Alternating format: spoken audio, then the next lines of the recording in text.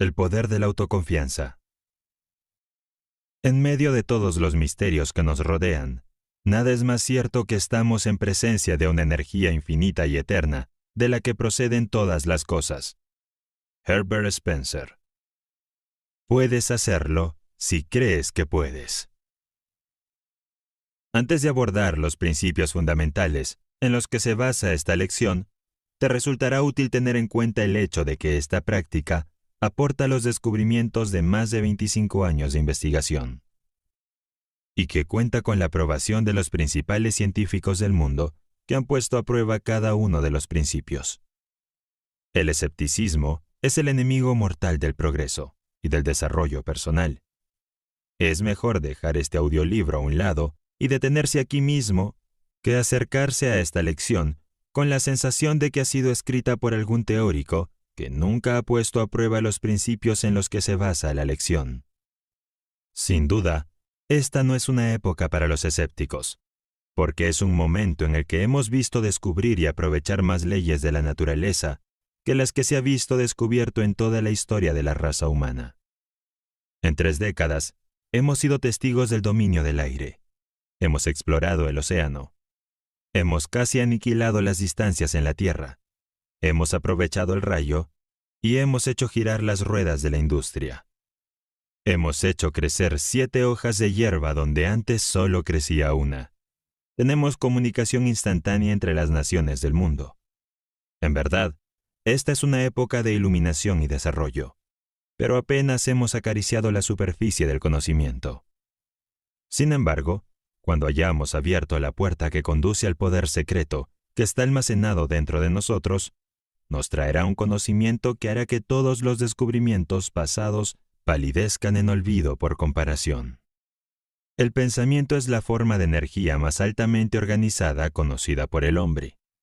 Y esta es una época de experimentación e investigación que seguramente nos llevará a una mayor comprensión de esa misteriosa fuerza llamada pensamiento, que reposa dentro de nosotros. Ya hemos descubierto lo suficiente sobre la mente humana para saber que un hombre puede deshacerse de esos efectos acumulados de 1000 generaciones de miedo, mediante la ayuda del principio de la autosugestión.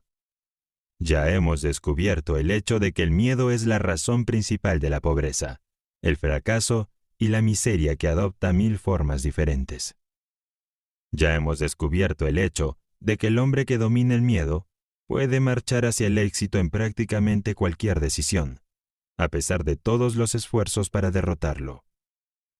El desarrollo de la confianza en uno mismo comienza con la eliminación de ese demonio llamado miedo, que se posa sobre el hombro del hombre y le susurra al oído: no puedes hacerlo. Tienes miedo de intentarlo. Tienes miedo de la opinión pública. Tienes miedo de fracasar. Tienes miedo de no tener la capacidad. Este demonio del miedo está entrando en el cuerpo a cuerpo. La ciencia ha encontrado un arma mortal con la que ponerlo en fuga.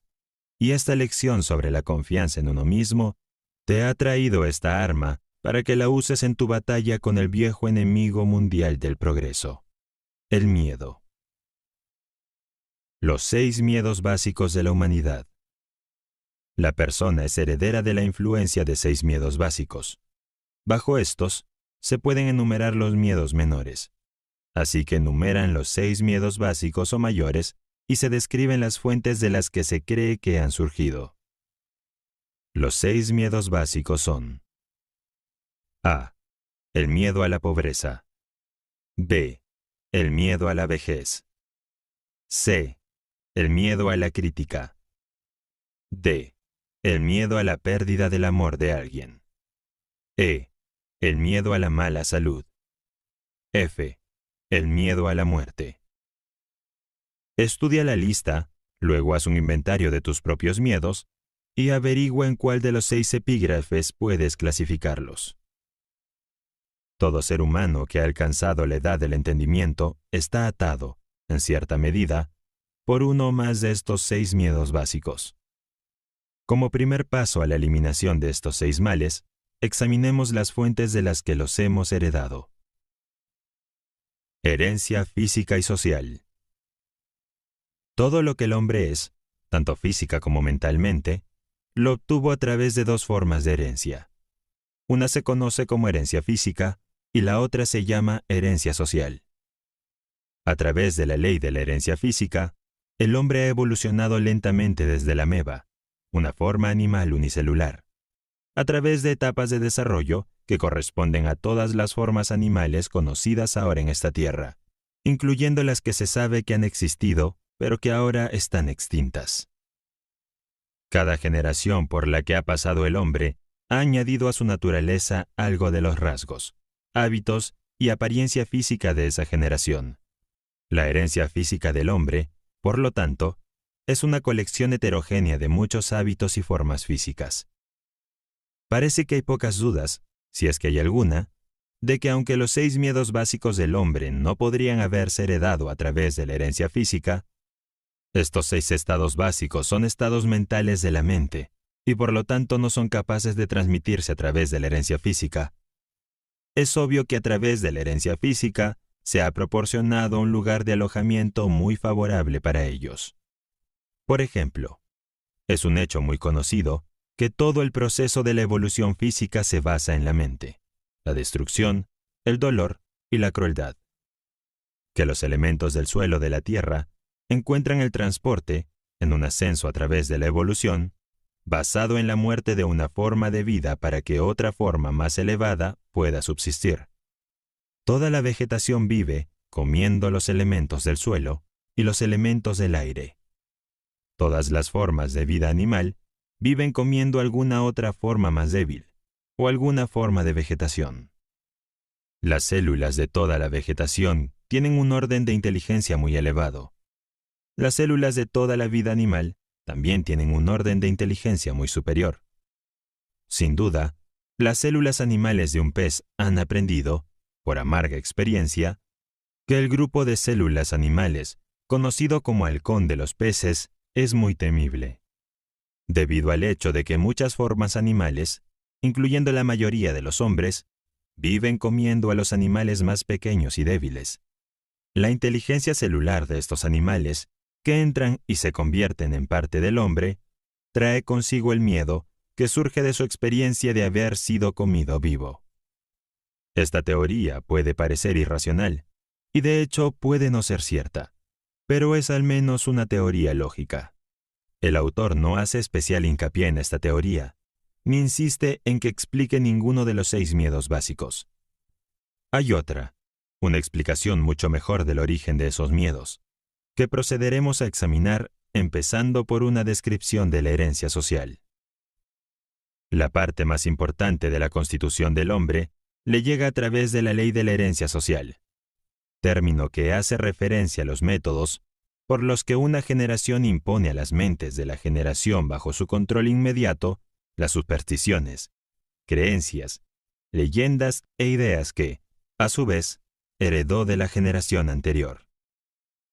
El término herencia social debe entenderse como todas y cada una de las fuentes a través de las cuales una persona adquiere conocimientos, como la escolarización de carácter religioso y de cualquier otra naturaleza. La lectura, la conversación de boca a boca, la narración de historias y todo tipo de inspiración de pensamiento proveniente de lo que generalmente se acepta como experiencias personales.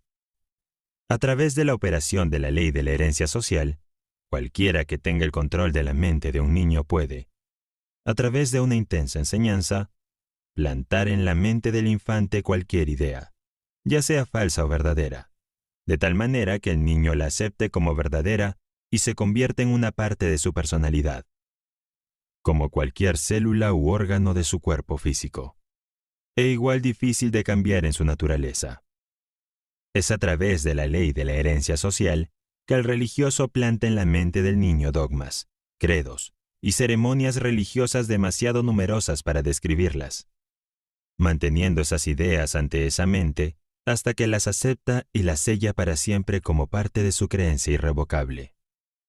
La mente de un niño que no ha llegado a la edad del entendimiento general, durante un periodo medio que abarca, digamos, los 2 primeros años de su vida, es plástica, abierta, limpia y libre.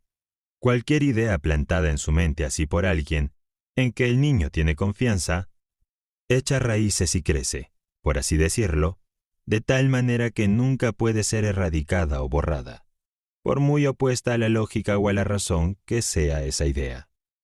Muchos religiosos afirman que pueden implantar los principios de su religión en la mente de un niño con tanta profundidad que nunca podrá haber espacio en esa mente para ninguna otra religión, ya sea en su totalidad o en parte. Las afirmaciones no son muy exageradas. Con esta explicación de la forma en la que opera la ley de la herencia social, el estudiante estará listo para examinar las fuentes de las que el hombre hereda los 6 miedos básicos. Además, cualquier estudiante, excepto aquellos que todavía no han crecido lo suficiente como para examinar la verdad que pisa los callos de sus propias supersticiones, puede comprobar la solidez del principio de la herencia social tal como se aplica aquí a los 6 miedos básicos, sin salir de sus propias experiencias personales. Afortunadamente, prácticamente toda la masa de evidencia presentada en esta lección es de tal naturaleza que todos los que buscan sinceramente la verdad pueden determinar, por sí mismos, si la evidencia es sólida o no. Al menos por el momento, deja de lado tus prejuicios e ideas preconcebidas. Siempre puedes volver a retomarlas.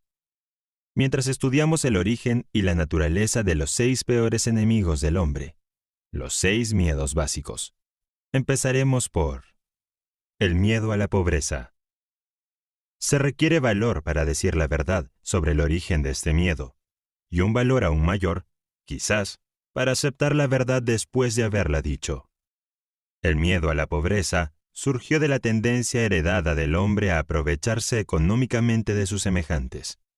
Casi todas las formas animales inferiores tienen instinto, pero parecen no tener el poder de razonar y pensar. Por lo tanto, se depredan unos a otros físicamente. El hombre, con su sentido superior de la intuición, el pensamiento y la razón, no se come a sus semejantes corporalmente. Le da más satisfacción comérselos financieramente. De todas las épocas del mundo de las que tenemos conciencia, la que vivimos parece ser la del culto al dinero. Un hombre es considerado menos que el polvo de la tierra, a menos que pueda exhibir una abultada cuenta bancaria. Nada trae al hombre tanto sufrimiento y humillación como la pobreza. No es de extrañar que el hombre la tema, a través de una larga línea de experiencias heredadas con el hombre animal. El hombre ha aprendido, con certeza, que no siempre se puede confiar en este animal cuando se trata de asuntos de dinero, y otras evidencias de posesiones terrenales. Muchos matrimonios tienen su inicio, y a menudo su final, únicamente en función de la riqueza que posee una o ambas partes contratantes. No es de extrañar que los tribunales de divorcio estén ocupados. Sociedad podría escribirse correctamente como sociedad con el símbolo de dólar reemplazando la S inicial, porque está inseparablemente asociada con ese signo. El hombre está tan ansioso de poseer riqueza que la adquiriría de cualquier manera, a través de métodos legales si es posible, o a través de otros métodos si es necesario. El miedo a la pobreza es algo terrible. Un hombre puede cometer un asesinato, un robo, una violación y cualquier otra forma de violación de derechos de los demás, y aún así recuperar su posición elevada en la mente de sus semejantes siempre que no pierda su riqueza. La pobreza, por tanto, es un crimen, un pecado imperdonable, por así decirlo. No es de extrañar que el hombre lo tema. Todos los libros de leyes del mundo demuestran que el miedo a la pobreza es uno de los 6 miedos básicos de la humanidad, ya que en todos esos libros de leyes se puede encontrar diversas leyes destinadas a proteger a los débiles de los fuertes. Dedicar tiempo a intentar demostrar que el miedo a la pobreza es uno de los miedos heredados del hombre, o que este miedo tiene su origen en la naturaleza del hombre para engañar a sus semejantes, sería similar a intentar demostrar que 3 por 2 son 6. Evidentemente, ningún hombre temería la pobreza si tuviera algún motivo para confiar en sus semejantes, pues hay comida, refugio, vestimenta y lujos de toda índole suficiente para las necesidades de cada persona en la tierra, y todas estas bendiciones serían disfrutadas por cada persona si no fuera por el hábito que tiene el hombre de tratar de expulsar a todos los demás cerdos del comedor, incluso después de tener todo y más de lo que necesita. El segundo de los 6 miedos básicos con los que el hombre está atado es el miedo a la vejez. En general, este miedo surge de 2 fuentes. En primer lugar, la idea de que la vejez puede traer consigo la pobreza. En segundo lugar, y con mucho la fuente de origen más común, de las falsas y crueles enseñanzas sectarias que han sido también mezcladas con fuego y azufre, y con purgatorios y otros bugis que los seres humanos han aprendido a temer la vejez porque significaba la aproximación de otro mundo, y posiblemente mucho más horrible, que este que se sabe que es bastante malo. En el temor básico a la vejez, el hombre tiene 2 razones muy sólidas para su aprensión. Una que surge de la desconfianza a sus semejantes, que pueden apoderarse de cualquier bien mundano que posea, y la otra que surge de las terribles imágenes del mundo venidero que fueron profundamente plantadas en su mente, a través de la ley de la herencia social, mucho antes que entrar en posesión de esa mente. ¿No es de extrañar que el hombre tema la llegada de la vejez? El tercero de los 6 miedos básicos es el miedo a la crítica. Sería difícil, si no imposible, determinar definitivamente cómo el hombre adquirió este miedo básico, pero una cosa es segura, lo tiene en forma bien desarrollada. Algunos creen que ese temor hizo su aparición en la mente del hombre alrededor del momento en que surgió la política. Otros creen que su origen no puede rastrearse más allá de la primera reunión de una organización de mujeres conocidas como Club de Mujeres. Otra escuela de humoristas atribuye el origen al contenido de la Santa Biblia, en cuyas páginas abundan algunas formas muy vitriólicas y violentas de crítica. Si esta última afirmación es correcta, y los que creen literalmente todo lo que encuentran en la Biblia no están equivocados, entonces Dios es el responsable del miedo inherente del hombre a la crítica, porque Dios hizo que se escribiera la Biblia.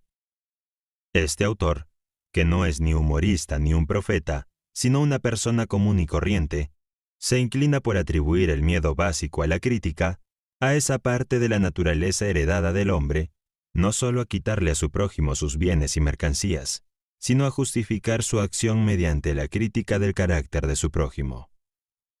El miedo a la crítica adopta muchas formas diferentes, la mayoría de las cuales son de naturaleza insignificante y superficial, incluso hasta el punto de ser infantil en extremo. Los calvos, por ejemplo, tienen miedo a la crítica. Las cabezas se quedan calvas debido a la protección de los sombreros con bandas ajustadas que cortan la circulación en las raíces del cabello. Los hombres llevan sombreros, no porque realmente los necesiten o por comodidad, sino principalmente porque todo el mundo lo hace, y el individuo se pone a la cola y lo hace también, no sea que algún otro individuo lo critique. Las mujeres rara vez tienen la cabeza calva, o incluso el pelo fino, porque llevan sombreros sueltos, cuya única finalidad es aparentar. Pero no hay que imaginar que las mujeres están libres del miedo a la crítica asociada a los sombreros. Si alguna mujer pretende ser superior al hombre en lo que se refiere a este miedo, pregúntale si va por la calle con un sombrero que esté pasado de moda 1 o 2 temporadas. Los fabricantes de todo tipo de ropa no han tardado en capitalizar este miedo básico a la crítica, con el que toda la humanidad está maldita. Cada temporada cambian los estilos en muchos artículos de ropa. ¿Quién establece los estilos? Ciertamente no el comprador de ropa, sino el fabricante. ¿Por qué cambian los estilos tan a menudo? Obviamente, este cambio se hace para que el fabricante pueda vender más ropa. Por la misma razón que los fabricantes de automóviles, con algunas raras y muy sensatas excepciones, cambian el estilo de cada temporada. El fabricante de ropa sabe cómo el hombre animal teme de llevar una prenda que está a una temporada desfasada de lo que todos llevan ahora. ¿No es esto cierto? ¿No lo respalda su propia experiencia? Hemos estado describiendo la manera en que las personas se comportan bajo la influencia del miedo a la crítica, aplicado a las cosas pequeñas y mezquinas de la vida. Examinemos ahora el comportamiento humano bajo este miedo cuando afecta a las personas en relación con los asuntos más importantes relacionados con el trato humano. Tomemos, por ejemplo, prácticamente cualquier persona que haya alcanzado la edad de madurez mental, de 35 a 45 años de edad, como promedio general. Y si pudiéramos leer su mente, encontraríamos en ella una incredulidad muy decidida y una rebelión contra la mayoría de las creencias enseñadas por la mayoría de religiosos. Poderoso es el miedo a la crítica. Hubo un tiempo, y no hace mucho, en que la palabra infiel significaba la ruina para quien la aplicara. Se ve, por tanto, que el miedo del hombre a la crítica no carece de una amplia causa para su existencia. El cuarto miedo básico es el miedo a perder el amor de alguien. El origen de este miedo no necesita ser descrito, ya que es obvio que surgió de la naturaleza del hombre para robar a su compañera, o al menos para tomarse libertades con ella, desconociendo a su legítimo señor y dueño. Por naturaleza, todos los hombres son polígamos. La afirmación de una verdad que, por supuesto, traerá negaciones de aquellos que son demasiado viejos para funcionar de una manera sexual normal, o han, por alguna razón, perdido el contenido de ciertas glándulas que son responsables de la tendencia del hombre hacia la pluralidad del sexo opuesto. No cabe duda de que los celos y todas las demás formas similares de demencia praecox, locura, más o menos leve, surgieron del miedo heredado del hombre a la pérdida del amor de alguien. De todos los locos cuerdos, estudiados por este autor, el representado por un hombre que se ha vuelto celoso de una mujer, o el de una mujer que se ha vuelto celosa de algún hombre, es el más raro y extraño. El autor, afortunadamente, nunca tuvo más que un caso de experiencia personal con esta forma de locura. Pero de esa experiencia aprendió lo suficiente como para justificar su afirmación de que el miedo a la pérdida del amor de alguien es uno de los más dolorosos, si no el más doloroso, de todos los 6 miedos básicos. Y parece razonable añadir que este miedo causa más estragos en la mente humana que cualquiera de los otros 6 miedos básicos, llevando a menudo a las formas más violentas de locura permanente. El quinto miedo básico es el miedo a la mala salud. Este miedo tiene su origen, en gran medida también, en las mismas fuentes de las que derivan los miedos a la pobreza y a la vejez. El miedo a la mala salud tiene que estar estrechamente asociado tanto a la pobreza como a la vejez, porque también conduce a la frontera de los mundos terribles que el hombre no conoce, pero de los que ha oído algunas historias incómodas. El autor tiene la firme sospecha de que los que se dedican a vender métodos de buena salud han tenido mucho que ver con el mantener vivo el miedo a la mala salud en la mente humana. Desde hace mucho tiempo, en la historia de la raza humana, el hombre ha conocido diversas formas de terapia y proveedores de salud. Si un hombre se gana la vida manteniendo a la gente en buena salud, parece natural que utilice todos los medios a su alcance para persuadir a la gente de que necesita sus servicios. Así, con el tiempo, podría ser que la gente heredara el miedo a la mala salud. El sexto y último de los 6 miedos básicos es el miedo a la muerte. Para muchos es el peor de los 6 miedos básicos, y la razón por la que es tan considerado resulta obvia incluso para el estudiante casual de psicología. Las terribles punzadas de miedo asociadas con la muerte pueden ser imputadas directamente al fanatismo religioso, la fuente que es más responsable de ello que todas las demás fuentes combinadas.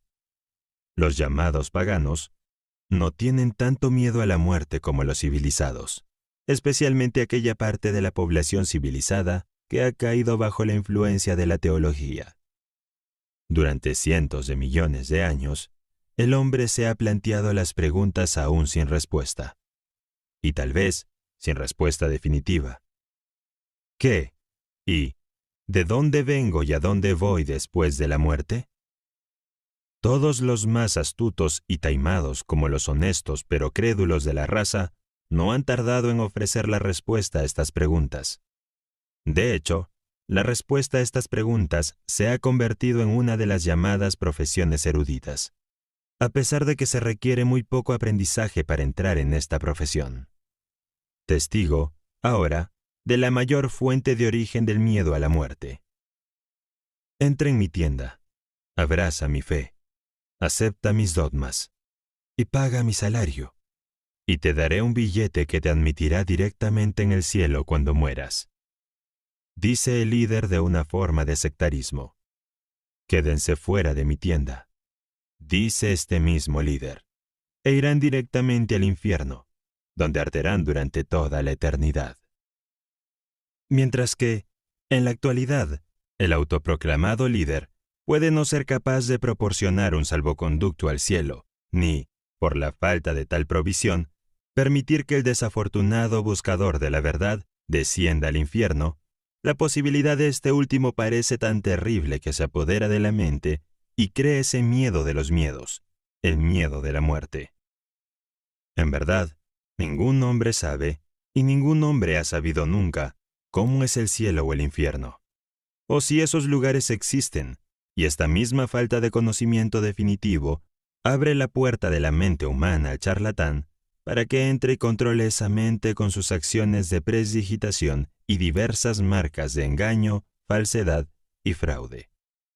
La verdad es esta, que ningún hombre sabe ni nunca ha sabido de dónde nacemos o a dónde vamos al morir. Cualquier persona que afirme lo contrario, o bien se engaña a sí misma, o bien es un impostor consciente que se dedica a vivir sin prestar un servicio de valor, jugando con la credulidad de la humanidad. Sin embargo, la mayoría de los que se dedican a vender billetes para el cielo creen saber dónde está el cielo, y que sus credos y fórmulas darán un paso seguro a quienes lo abracen. Esta creencia puede resumirse en una palabra: credulidad. Los líderes religiosos, por lo general, hacen la afirmación amplia y generalizada de que la civilización actual debe su existencia al trabajo realizado por las iglesias. Este autor, en lo que a él respecta, está dispuesto a conceder que sus afirmaciones son correctas, si al mismo tiempo se le permite añadir que incluso, si esta afirmación es cierta, los teólogos no tienen mucho de lo que presumir. Pero no puede ser cierto que la civilización haya surgido de los esfuerzos de las iglesias y credos organizados, si por el término civilización se entiende el descubrimiento de las leyes naturales y los muchos inventos de los que el mundo es heredero actualmente.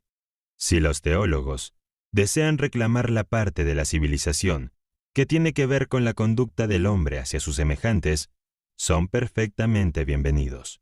Pero, por otro lado, si presumen de tener el crédito de todos los descubrimientos científicos de la humanidad, el autor pide permiso para hacer una enérgica protesta.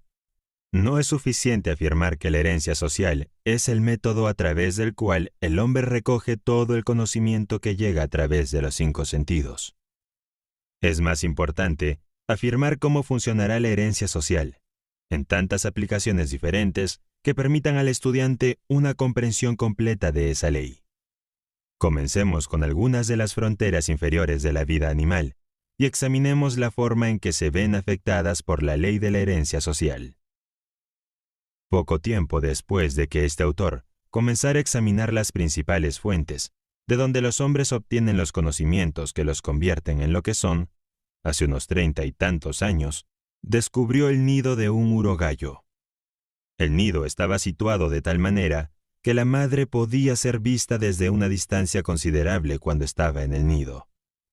Con la ayuda de un par de gafas de campo, el ave fue observada de cerca hasta que las crías salieron del cascarón. Sucedió que la observación diaria habitual se realizó solo unas horas después de que los jóvenes salieran del cascarón. Deseando saber qué iba a pasar, el autor se acercó al nido. La madre permaneció cerca hasta que el intruso estuvo a unos 3 o 4 metros de ella. Entonces se despojó de sus plumas, estiró su ala sobre su pierna y se alejó cojeando, fingiendo estar lisiada. Como estaba familiarizado con los trucos de las madres de pájaros, el autor no la siguió, sino que se acercó al nido para echar un vistazo a los pequeños. Sin el menor signo de temor, volvieron los ojos hacia él, moviendo primero la cabeza en un sentido y luego en otro. Se agachó y cogió a uno de ellos. Sin ninguna señal de miedo, se quedó en la palma de su mano. Volvió a colocar al pájaro en el nido y se alejó a una distancia segura para dar a la madre la oportunidad de volver. La espera fue corta. Muy pronto comenzó a acercarse cautelosamente al nido hasta que estuvo a unos pocos metros de él. Y entonces extendió sus alas y corrió tan rápido como pudo, emitiendo, mientras tanto, una serie de sonidos similares a los de una gallina cuando ha encontrado algún bocado de comida y desea llamar a su cría para que participe en él. Reunió a los pajaritos a su alrededor y continuó temblando de forma muy excitada, agitando sus alas y erizando sus plumas. Casi se podían oír sus palabras mientras daba a los pajaritos su primera lección de autodefensa, a través de la ley de herencia social. Criaturas tontas. ¿No saben que los hombres son sus enemigos? Debería darles vergüenza permitir que ese hombre los coja en sus manos. Es una maravilla que no los haya cargado y comido vivas. La próxima vez que vean a un hombre acercarse, escóndanse. Túmbense en el suelo, corran bajo las hojas, vayan a cualquier sitio para perderse de vista y permanezcan alejadas hasta que el enemigo esté bien encaminado. Los pajaritos se mantuvieron alrededor y escucharon la conferencia con intenso interés. Cuando la madre se calmó, el autor volvió a acercarse al nido. Cuando se encontraba a unos 6 metros del hogar custodiado, la madre comenzó de nuevo a guiarle en la dirección contraria, arrugando el ala y cojeando como si estuviera lisiada. Miró al nido, pero la mirada fue en vano. Los pajaritos no aparecían por ninguna parte. Habían aprendido rápidamente a evitar a su enemigo natural, gracias a su instinto natural. Una vez más, el autor se retiró. Esperó a que la madre volviera a reunir a su familia y salió a visitarlos, pero con resultados similares. Cuando se acercó al lugar donde había visto por última vez a la madre, no encontró el más mínimo rastro de los pequeños. Cuando era pequeño, el autor capturó un cuervo joven y lo convirtió en su mascota. El pájaro se adaptó bien a su entorno doméstico y aprendió a realizar muchos trucos que requerían una inteligencia considerable. Cuando el pájaro creció lo suficiente como para volar, se le permitió ir a donde quisiera. A veces se ausentaba durante muchas horas, pero siempre regresaba a casa antes del anochecer. Un día unos cuervos salvajes se enzarzaron en una pelea con un búho en un campo cercano a la casa donde vivía el cuervo mascota. En cuanto la mascota oyó el granizado de sus parientes salvajes, se subió a la casa y, con signos de agitación, caminó de un extremo a otro de la casa. Finalmente levantó el vuelo y se dirigió a la batalla. El autor lo siguió para ver qué pasaba. En pocos minutos, se encontró con la mascota. Estaba sentada en las ramas más bajas de un árbol, y 2 cuervos salvajes estaban sentados en una rama justo encima, parloteando y caminando de un lado a otro, actuando de forma muy parecida a cómo se comportan los padres enfadados con sus hijos cuando los castigan. Cuando el autor se acercó, los 2 cuervos salvajes salieron volando, uno de ellos dando varias vueltas alrededor del árbol, mientras dejaba escapar un terrible flujo de lenguaje de lo más abusivo, que, sin duda, iba dirigido a su insensato pariente que no tenía el suficiente sentido común para volar mientras el vuelo era bueno. Se llamó a la mascota, pero ésta no le hizo caso. Esa noche volvió a casa, pero no se acercó a ella. Se sentó en una rama alta en un manzano y habló el lenguaje de cuervo durante unos 10 minutos, diciendo, sin duda, que había decidido volver a la vida salvaje de sus congéneres. Y luego se fue volando, y no volvió hasta 2 días después, cuando regresó y volvió a hablar en lenguaje de cuervo, manteniéndose mientras tanto a una distancia segura. Luego se fue y no volvió. La herencia social le había robado al autor una buena mascota. La gente pensaba que había demostrado un gran gesto al volver y avisar de su intención de marcharse. Muchos granjeros habían dejado la granja sin tomarse la molestia de esta formalidad. Es un hecho bien conocido que el zorro ceba con todo tipo de aves y animales pequeños, a excepción de la mofeta. No es necesario explicar por qué el zorrillo goza de inmunidad. Un zorro puede enfrentarse a una mofeta una vez, pero nunca dos. Por esta razón, una piel de zorrillo, cuando se clava en un gallinero, mantendrá a todos los zorros, excepto al más joven e inexperto, a una distancia segura. El olor de una mofeta, una vez experimentado, nunca se olvida. Ningún otro olor se le parece ni remotamente. No consta que ninguna madre de zorro haya enseñado a sus crías a detectar el olor familiar de una mofeta y a mantenerse alejadas de él. Pero todos los que están informados sobre la sabiduría del zorro saben que los zorros y las mofetas nunca buscan alojamiento en la misma cueva. Pero una lección es suficiente para enseñar al zorro todo lo que quiere saber sobre las mofetas. A través de la ley de la herencia social, que opera mediante el sentido del olfato, una lección sirve para toda la vida. Una rana toro puede ser atrapada en un anzuelo atando un pequeño trozo de tela roja o cualquier otro objeto rojo pequeño al anzuelo y colgándolo delante de la nariz de la rana. Es decir, la rana puede ser atrapada de esta manera, siempre y cuando sea enganchada la primera vez que muerda el cebo. Pero si está mal enganchado y hace una escapada, o si siente la punta del anzuelo cuando muerde el cebo pero no es atrapado, no volverá a cometer el mismo error. El autor pasó muchas horas intentando enganchar a un espécimen particularmente deseable que había picado y fallado, antes de aprender que una sola lección de herencia social es suficiente para enseñar incluso a una humilde corvina que los trozos de franela roja son cosas que hay que dejar en paz. El autor tuvo una vez un excelente perro macho de la raza Airedale, que causaba muchas molestias por su costumbre de llegar a casa con un pollo joven en la boca. En cada ocasión, se le quitaba el pollo y se le reprendía, pero era inútil. Seguía con su afición a las aves. Con el fin de salvar al perro, si era posible, y como experimento de herencia social, este perro fue llevado a la granja de un vecino que tenía una gallina y algunos pollos recién nacidos. La gallina fue colocada en el granero y el perro fue entregado con ella. En cuanto todos se perdieron de vista, el perro se acercó lentamente a la gallina, olfateó el aire en su dirección una o dos veces, para asegurarse de que era el tipo de carne que buscaba, y luego se lanzó hacia ella.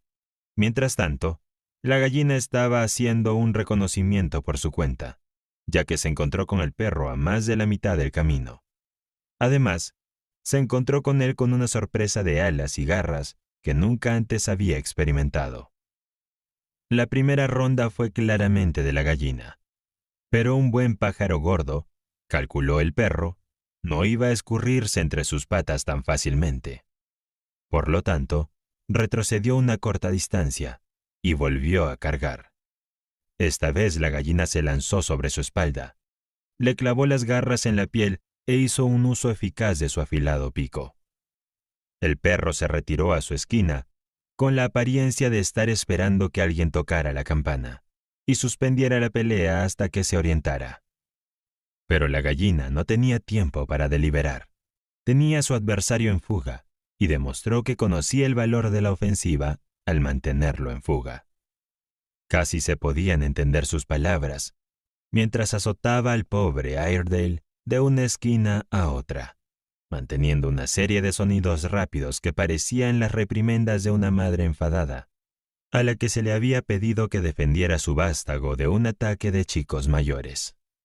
El Airedale era un pobre soldado.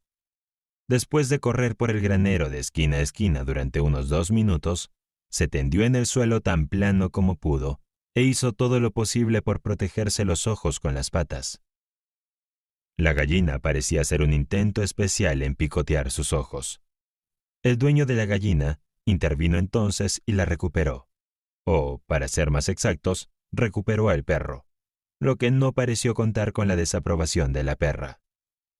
Al día siguiente, se colocó una gallina en el sótano donde dormía el perro. En cuanto vio al ave, metió el rabo entre las patas y corrió hacia un rincón. Nunca más intentó atrapar a una gallina.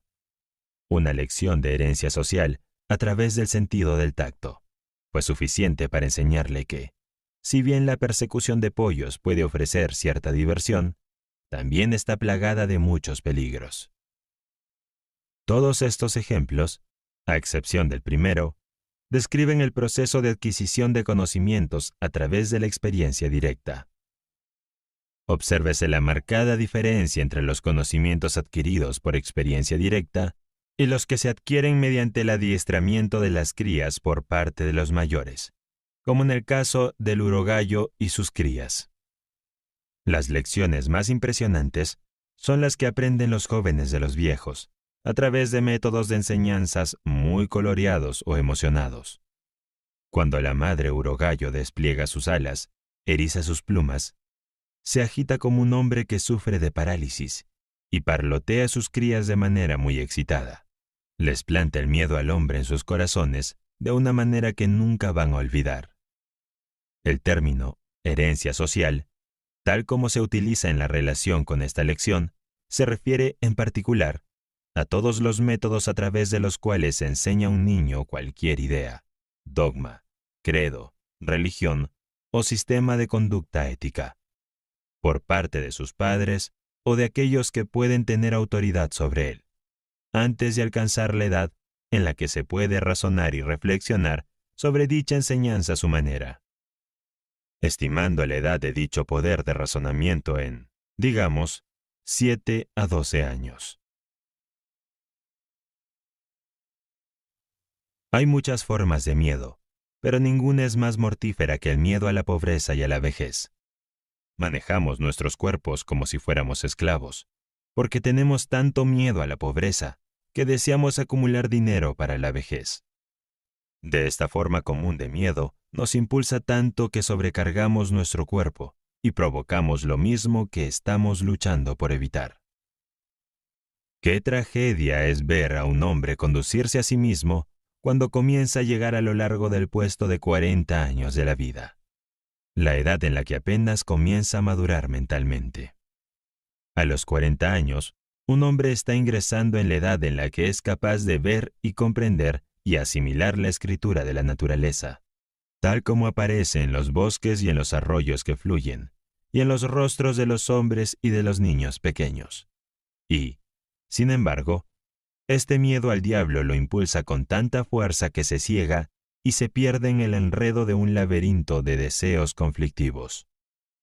El principio del esfuerzo organizado se pierde de vista, y en lugar de aferrarse a las fuerzas de la naturaleza que están en evidencia a su alrededor, y permitir que esas fuerzas lo lleven a las alturas de grandes logros, las desafía y se convierten en fuerzas de destrucción. Tal vez ninguna de estas grandes fuerzas de la naturaleza esté más disponible para el desenvolvimiento del hombre que el principio de la autosugestión, pero la ignorancia de esta fuerza está llevando a la mayoría de la raza humana a aplicarla de manera que actúe como un obstáculo y no como una ayuda. Enumeramos aquí los hechos que muestran cómo se produce esta mala aplicación de una gran fuerza de la naturaleza. He aquí un hombre que se encuentra con alguna decepción. Un amigo resulta ser falso o un vecino parece indiferente. A continuación, decide, a través de la autosugestión, que todos los hombres son indignos de confianza y que todos los vecinos son poco agradecidos. Estos pensamientos se incrustan tan profundamente en su mente subconsciente que colorean toda su actitud hacia los demás. Volvamos ahora a lo dicho en la segunda lección, sobre los pensamientos dominantes de la mente de un hombre que atraen a las personas cuyos pensamientos son similares. Aplica la ley de la atracción y pronto verás y comprenderás por qué el incrédulo atrae a otros incrédulos. Invierte el principio. He aquí un hombre que no ve más que lo mejor que hay en todos los que conoce. Si sus vecinos parecen indiferentes, no se da cuenta de ello, porque se ocupa de llenar su mente con pensamientos dominantes de optimismo y un buen ánimo y fe en los demás. Si la gente le habla con dureza, él responde con tonos suaves. A través de la operación de esta misma ley de atracción eterna, atrae la atención de las personas cuya actitud hacia la vida y cuyos pensamientos dominantes armonizan con los suyos. Llevando el principio un paso más allá, tenemos lo siguiente. He aquí un hombre que ha sido bien educado y tiene la capacidad de prestar al mundo un servicio necesario.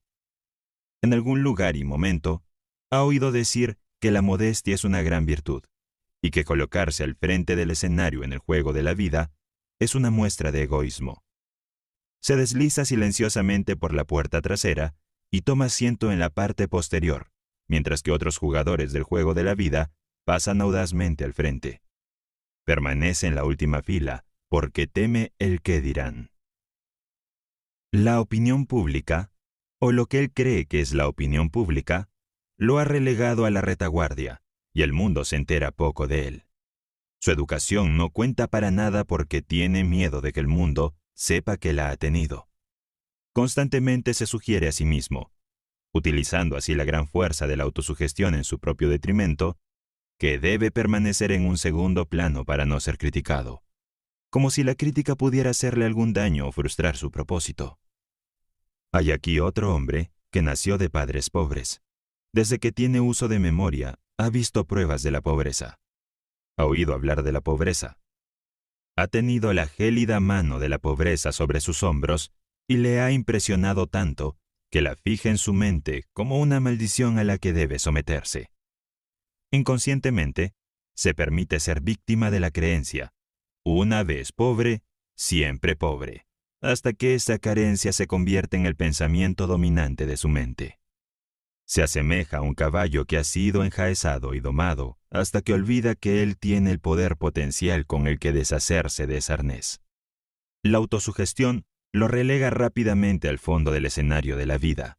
Finalmente, se convierte en un renunciante. La ambición desaparece. La oportunidad ya no se le presenta. O si lo hace, no tiene la visión para verla. Ha aceptado su destino. Es un hecho bien establecido que las facultades de la mente, como los miembros del cuerpo, se malogran y se marchitan si no se utilizan. La confianza en uno mismo no es una excepción. Se desarrolla cuando se utiliza, pero desaparece si no se usa. Una de las principales desventajas de la riqueza heredada es el hecho de que con demasiada frecuencia conduce a la inacción y a la pérdida de la confianza en sí mismo. Hace algunos años, nació un niño de la señora E. B. McLean, en la ciudad de Washington. Se decía que su herencia era de unos $100 millones. Cuando este bebé fue llevado a ventilar en su carruaje, fue rodeado por enfermeras y asistentes de enfermería, y detectives y otros sirvientes, cuyo deber era ver que no le ocurriera ningún daño. Con el paso de los años, se mantuvo esta misma vigilancia. Este niño no tenía que vestirse solo. Tenía sirvientes que lo hacían. Los sirvientes lo vigilaban mientras dormía y mientras jugaba. No se le permitía hacer nada que un criado pudiera hacer por él. Había crecido hasta la edad de 10 años. Un día estaba jugando en el patio y se dio cuenta de que la puerta trasera estaba abierta. En toda su vida nunca había salido solo de esa puerta, y naturalmente, eso era lo que deseaba hacer. En un momento en que los criados no miraban, se precipitó hacia la puerta y fue atropellado y muerto por un automóvil antes de llegar a la mitad de la calle. Había utilizado los ojos de sus sirvientes hasta que los suyos ya no le servían como podrían haberlo hecho si hubiera aprendido a confiar en sus funciones. Hace 20 años, el hombre al que servía como secretario envió a sus 2 hijos a la escuela. Uno de ellos fue a la Universidad de Virginia y el otro a un colegio de Nueva York. Cada mes era parte de mi tarea hacer un cheque de $100 para cada uno de estos chicos. Este era su dinero para el PIN, para que lo gastaran como quieran. Recuerdo con mucho provecho la forma en que envidiaba a esos muchachos cuando extendía esos cheques cada mes. A menudo me preguntaba por qué la mano del destino me trajo al mundo en la pobreza. Podía mirar hacia adelante y ver cómo esos chicos llegarían a las altas esferas de la vida, mientras yo seguía siendo un humilde empleado. A su debido tiempo, los chicos volvieron a casa con sus pieles de oveja. Su padre era un hombre rico que poseía bancos, ferrocarriles, minas de carbón y otras propiedades de gran valor. A los chicos les esperaban buenos puestos en la empresa de su padre. Sin embargo, 20 años de tiempo pueden jugarle una mala pasada a los que nunca han tenido que luchar. Tal vez sería mejor decir que el tiempo da a los que nunca han tenido que luchar la oportunidad de jugarse una mala pasada. En cualquier caso, estos dos chicos trajeron a casa de la escuela otras cosas además de sus pieles de oveja. Volvieron con capacidades bien desarrolladas para la bebida fuerte. Capacidades que desarrollaron porque los $100 que cada uno de ellos recibía cada mes hacían innecesaria su lucha. La suya es una larga y triste historia, cuyos detalles no le interesarán, pero sí su finis. Mientras escribo esta lección, tengo sobre mi mesa un ejemplo del periódico publicado en la ciudad donde vivían estos chicos. Su padre ha quebrado, y su costosa mansión, donde nacieron los chicos, ha sido puesta en venta. Uno de los chicos murió de delirium tremens, y el otro está en un manicomio. No todos los hijos de los hombres ricos resultan tan desafortunados, pero el hecho es, sin embargo, que la inacción conduce a la atrofia, y esta, a su vez, a la pérdida de la ambición y de la confianza en sí mismo. Y sin estas cualidades esenciales, un hombre será llevado por la vida en las alas de la incertidumbre, al igual que una hoja seca puede ser llevada aquí y allá en el seno de los vientos vagabundos. Lejos de ser una desventaja, la lucha es una ventaja decisiva, porque desarrolla aquellas cualidades que permanecerían siempre dormidas sin ella. Muchos hombres han encontrado su lugar en el mundo porque se han visto obligados a luchar por su existencia desde muy temprano.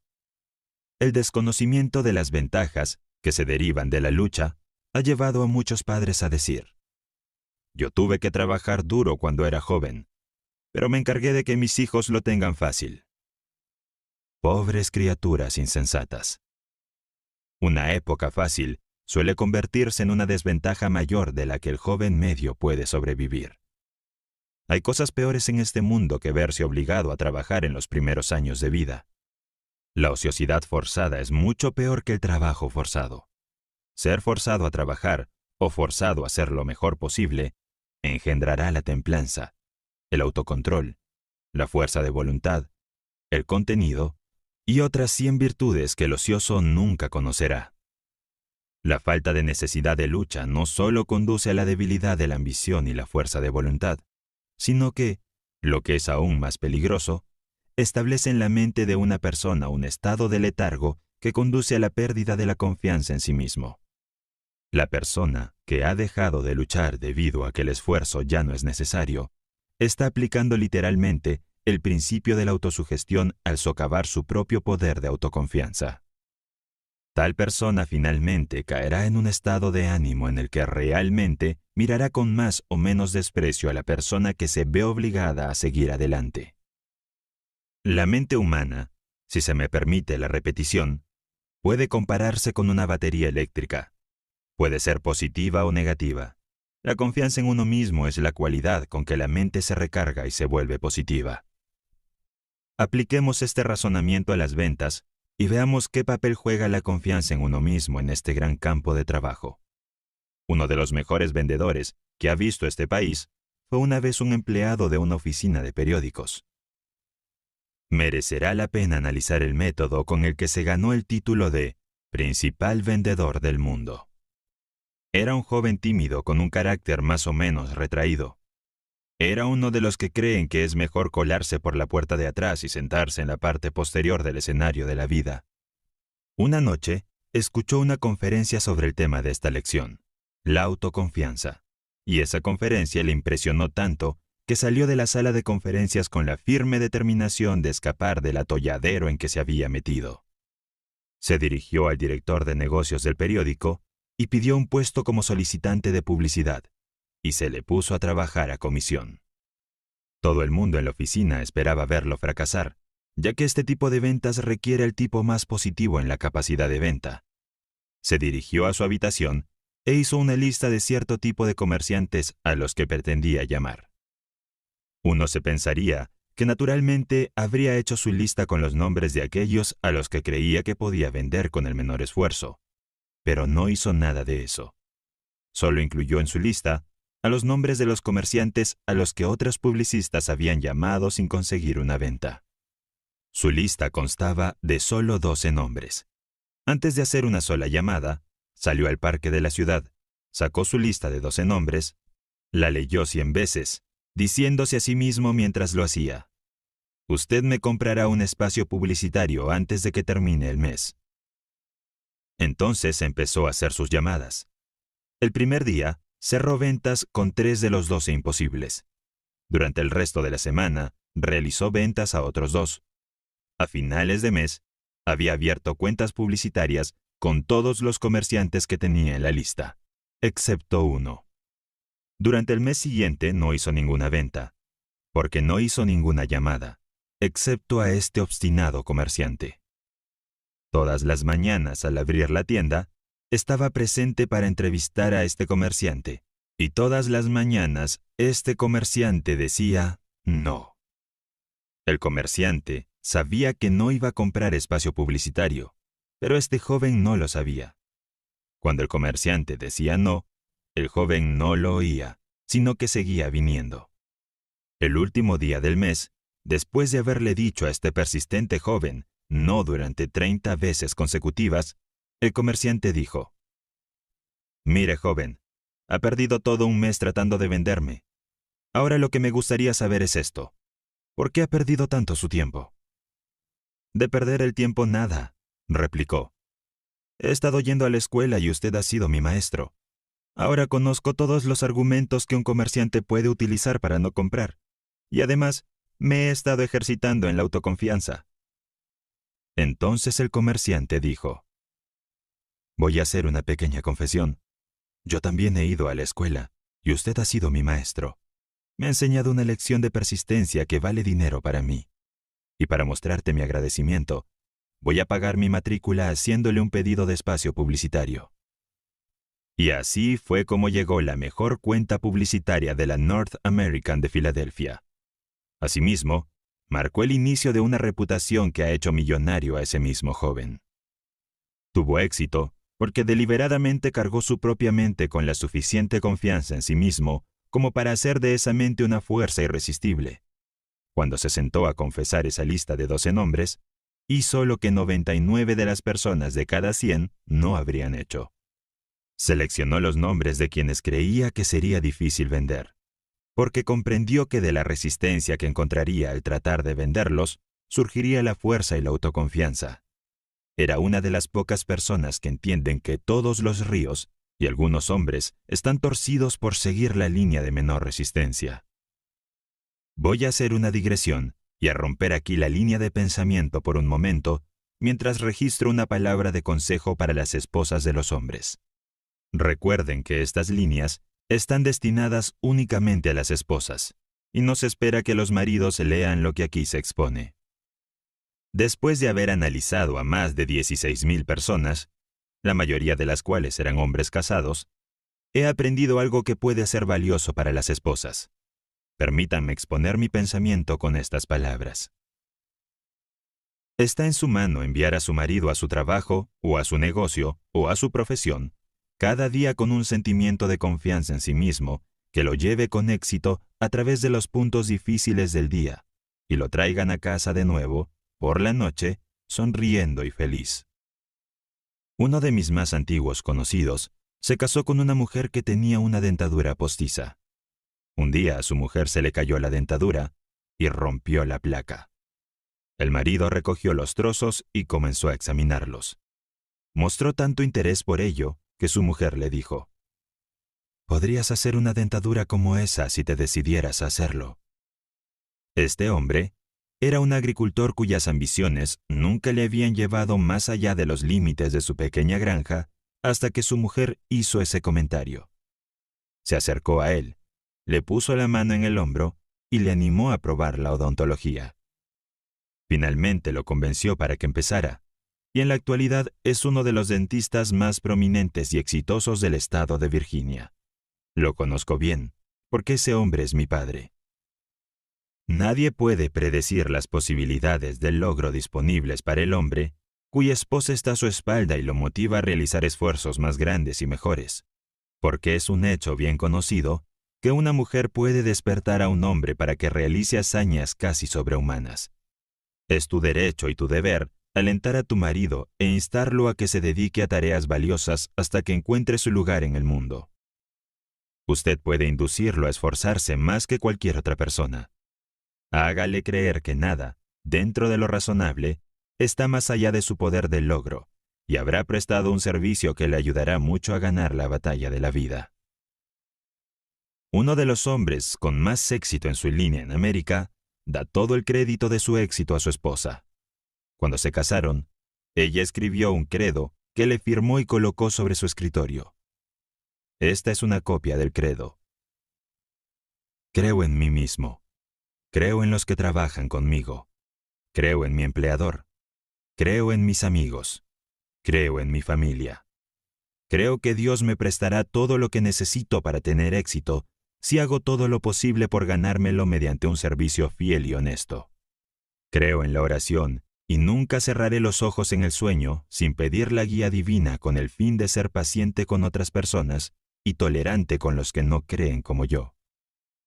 Creo que el éxito es el resultado de un esfuerzo inteligente y no depende de la suerte o de las prácticas agudas o de traicionar a los amigos, a los compañeros o a mi empleador. Creo que obtendré de la vida exactamente lo que ponga en ella, por lo que tendré cuidado de comportarme con los demás como me gustaría que ellos actuaran conmigo. No calumniaré a quienes no me agradan. No despreciaré mi trabajo, sin importar lo que vea hacer a los demás. Prestaré el mejor servicio del que sea capaz, porque me he comprometido a triunfar en la vida, y sé que el éxito es siempre el resultado de un esfuerzo concienzudo y eficiente.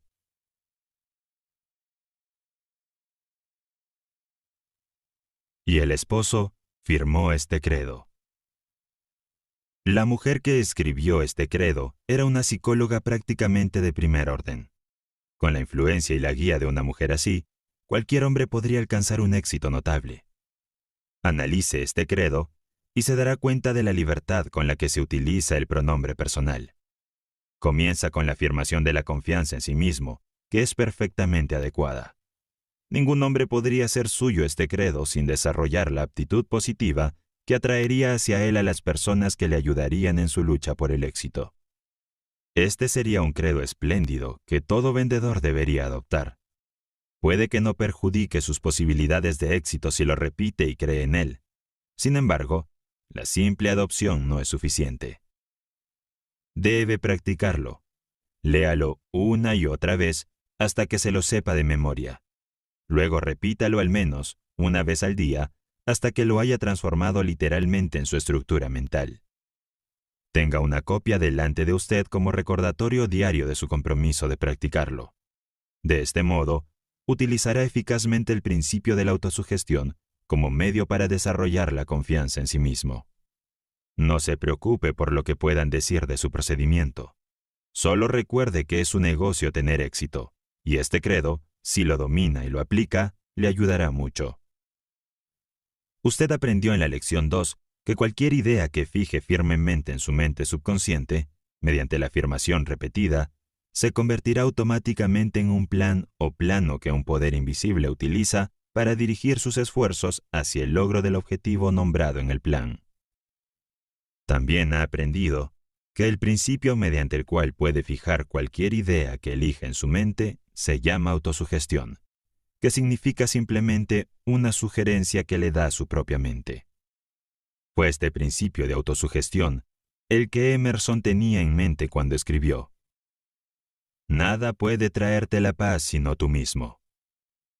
Debe recordar que nada puede traerte el éxito sino usted mismo. Por supuesto, necesitará la cooperación de los demás si pretende alcanzar un éxito de gran alcance, pero nunca obtendrá esta cooperación a menos que vitalice su mente con la actitud positiva de la confianza en usted mismo. Tal vez se haya preguntado por qué unos pocos hombres avanzan a puestos altamente remunerados, mientras que otros a su alrededor, que tienen tanta formación y que aparentemente realizan tanto trabajo, no avanzan. Seleccione 2 personas de estos 2 tipos y estúdielas, y la razón por la que una avanza y la otra se queda quieta le resultará bastante obvia. Verá que el que avanza cree en sí mismo. Se dará cuenta de que respalda esta creencia con una acción tan dinámica y agresiva que hace saber a los demás que cree en sí mismo.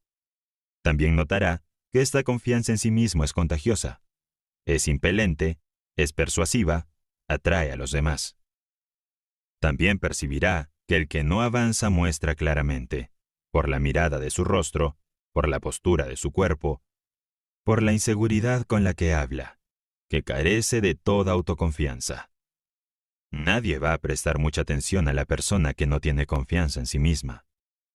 No atrae a los demás porque su mente es una fuerza negativa que repele en lugar de atraer. En ningún otro campo de la actividad, la autoconfianza o la falta de ella desempeña un papel tan importante como el campo de la venta. Y no hace falta ser analista del carácter para determinar, en el momento en que se le conoce, si un vendedor posee esta cualidad de autoconfianza. Si la tiene, los signos de su influencia están escritos en él. Le inspira confianza en él y en los productos que vende desde el momento en que habla. Llegamos ahora al punto en el que usted está listo para tomar el principio de la autosugestión y hacer uso directo de él para convertirse en una persona positiva, dinámica y autosuficiente.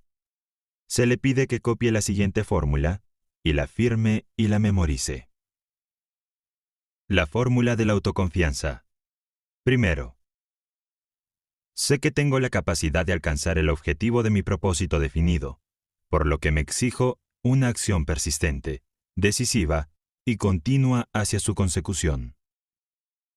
Segundo, me doy cuenta de que los pensamientos dominantes de mi mente eventualmente se reproducen en la acción exterior, corporal, y gradualmente se transforman en la realidad física.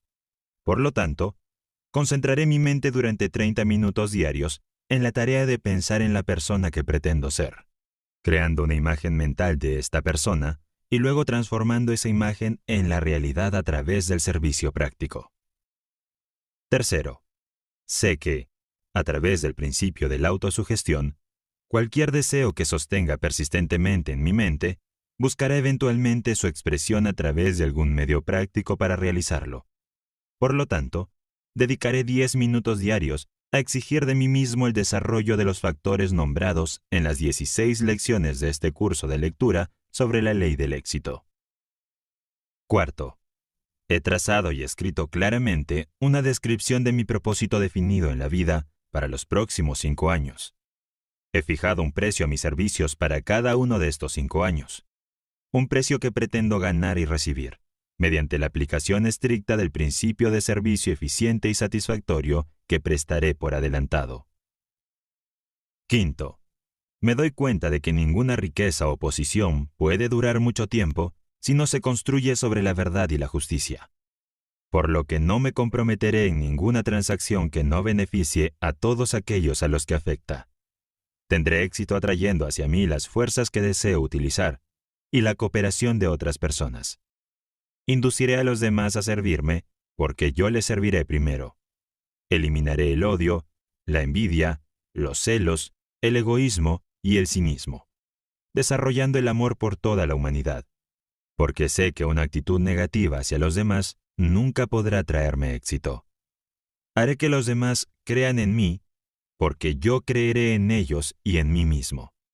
Firmaré esta fórmula con mi nombre, la memorizaré y la repetiré en voz alta una vez al día, con la plena fe de que influirá gradualmente en toda mi vida, para que me convierta en un trabajador exitoso y feliz en el campo que elija. Antes de firmar esta fórmula, asegúrese de que tiene la intención de llevar a cabo sus instrucciones. Detrás de esta fórmula hay una ley que nadie puede explicar. Los psicólogos se refieren a esta ley como autosugestión y lo dejan así, pero debe tener en cuenta un punto sobre el que no hay incertidumbre, y es el hecho de que, cual sea esta ley, realmente funciona. Otro punto que debe tenerse en cuenta es el hecho de que, al igual que la electricidad, hará girar las ruedas de la industria y servirá a la humanidad de 1.000.000 de otras maneras, o apagará la vida si se aplica incorrectamente, porque este principio de la autosugestión le llevará a la ladera de la montaña de la paz y la prosperidad, o hacia abajo en el valle de la miseria y de la pobreza, de acuerdo con la aplicación que haga de ella. Si usted llena su mente con la duda y la incredulidad en su capacidad para lograr, entonces el principio de la autosugestión toma este espíritu de incredulidad y lo establece en su mente subconsciente como pensamiento dominante, y poco a poco, pero con seguridad, lo arrastrará en el torbellino del fracaso. Pero, si llena su mente con radiante autoconfianza, el principio de autosugestión toma esta creencia y la establece como su pensamiento dominante, y lo ayuda a dominar los obstáculos que caen en su camino hasta que alcance la cima de la montaña del éxito. El poder del hábito. Habiendo experimentado yo mismo todas las dificultades que se interponen en el camino de aquellos que carecen de la comprensión para hacer una aplicación práctica de este gran principio de la autosugestión, permítanme llevarles por un breve camino hacia el principio del hábito, a través del cual pueden aplicar fácilmente el principio de la autosugestión en cualquier dirección y para cualquier propósito. El hábito surge del entorno, de hacer lo mismo, de pensar los mismos pensamientos o de repetir las mismas palabras una y otra vez. El hábito puede compararse con el surco de un disco fonográfico, mientras que la mente humana puede compararse con la aguja que encaja en ese surco. Cuando cualquier hábito se ha formado bien, a través de la repetición del pensamiento o la acción, la mente tiene una tendencia a adherirse y seguir su curso desde el hábito tan estrechamente como la aguja del fonógrafo sigue el surco del disco de cera. El hábito se crea dirigiendo repetidamente uno o más de los 5 sentidos de ver, oír, oler, saborear y sentir en una dirección determinada. Es a través de este principio de repetición que se forma el hábito de la droga perjudicial. Con este mismo principio, el deseo de la bebida embriagadora se convierte en un hábito.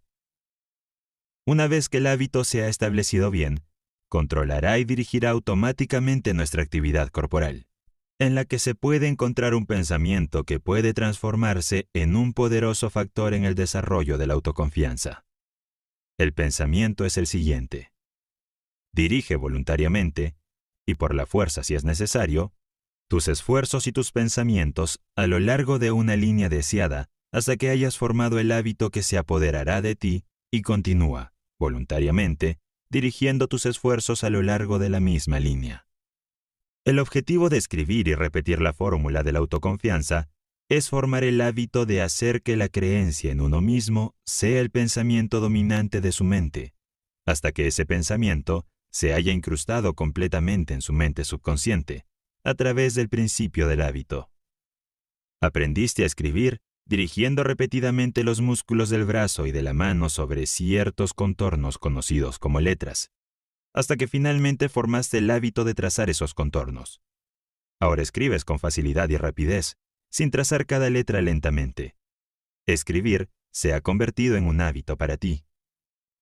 El principio del hábito se apoderará de las facultades de tu mente de la misma manera que influirá en los músculos físicos de tu cuerpo. Como puedes comprobar fácilmente dominando y aplicando esta lección sobre la autoconfianza. Cualquier afirmación que te hagas repetidamente a ti mismo, o cualquier deseo que siembres profundamente en tu mente a través de una afirmación repetida, buscará eventualmente su expresión a través de tus esfuerzos físicos corporales externos. El principio del hábito es el fundamento mismo sobre el que se construye esta lección sobre la autoconfianza en sí mismo. Y si entiendes y sigues las instrucciones establecidas en esta lección, pronto sabrás más sobre la ley del hábito, desde el conocimiento de primera mano, de lo que podría ser enseñado por 1.000.000 de lecciones como esta. No tienes más que una pequeña concepción de las posibilidades que permanecen dormidas dentro de ti, esperando que la mano de la visión te despierte. Y nunca tendrás una mejor concepción de estas posibilidades, a menos que desarrolles suficiente confianza en ti mismo para elevarte por encima de las influencias comunes de tu entorno actual. La mente humana es una maravillosa y misteriosa pieza de maquinaria. Un hecho que me recordaron hace unos meses cuando leí los ensayos de Emerson y releí su ensayo sobre las leyes espirituales. Pero sucedió algo extraño. Vi en ese ensayo, que había leído decenas de veces anteriormente, muchas cosas en las que nunca me había fijado. Percibí más en este ensayo de lo que había visto en las lecturas anteriores, porque el despliegue de mi mente desde la última lectura había preparado para interpretar más. La mente humana se despliega constantemente, como los pétalos de una flor, hasta alcanzar el máximo de desarrollo. ¿Cuál es este máximo? ¿Dónde termina? O si termina o no, son preguntas sin respuestas, pero el grado de desarrollo parece variar según la naturaleza del individuo y del grado en que mantiene su mente en el trabajo. Una mente que se ve forzada o vencida en el pensamiento analítico cada día, parece seguir desplegando y desarrollando mayores poderes de interpretación. En Louisville, Kentucky, vive el señor Lee Cook, un hombre que prácticamente no tiene piernas y tiene que desplazarse en un carro. A pesar de que el señor Cook no tiene piernas desde que nació, es dueño de una gran industria y millonario gracias a su propio esfuerzo. Ha demostrado que un hombre puede arreglárselas muy bien sin piernas si tiene una confianza en sí mismo bien desarrollada. En la ciudad de Nueva York se puede ver a un joven fuerte, con cuerpo y cabeza, sin piernas, rodando por la Quinta Avenida todas las tardes, con la gorra en la mano, pidiendo limosna para vivir. Su cabeza es quizá tan sana y capaz de pensar como el promedio. Este joven podría duplicar cualquier cosa que el señor Cook de Louisville haya hecho, si pensara en sí mismo como el señor Cook piensa en sí mismo. Henry Ford posee más millones de dólares de los que jamás necesitará o utilizará. No hace muchos años, trabajaba como obrero en un taller mecánico, sin apenas estudios y sin capital. Decenas de otros hombres, algunos de ellos con cerebros mejor organizados que el suyo, trabajaban cerca de él. Ford se deshizo de la conciencia de pobreza, desarrolló autoconfianza en sí mismo, pensó en el éxito y lo alcanzó.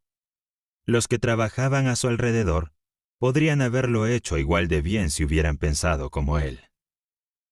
Milo C. Jones, de Wisconsin, sufrió una parálisis hace unos años. El ataque fue tan grave que no podía girarse en la cama ni mover un músculo de su cuerpo. Su cuerpo físico estaba inutilizado, pero a su cerebro no le pasaba nada. Así que empezó a funcionar en serio, probablemente por primera vez en su existencia. Tumbado de espaldas en la cama, el señor Jones hizo que ese cerebro creara un propósito definido. Ese fin era bastante prosaico y humilde en su naturaleza, pero era definido y era un propósito, algo que él nunca había conocido antes. Su propósito definitivo era hacer salchichas de cerdo. Llamando a su familia a su alrededor, contó sus planes y comenzó a dirigirlos para llevarlos a cabo. Sin más ayuda que una mente sana y mucha confianza en sí mismo, Milo C. Jones extendió el nombre y la reputación de la salchicha de cerdo por todos los Estados Unidos. Y además acumuló una fortuna. Todo esto lo logró después de que la parálisis le impidiera trabajar con sus manos. Donde prevalece el pensamiento, se puede encontrar el poder.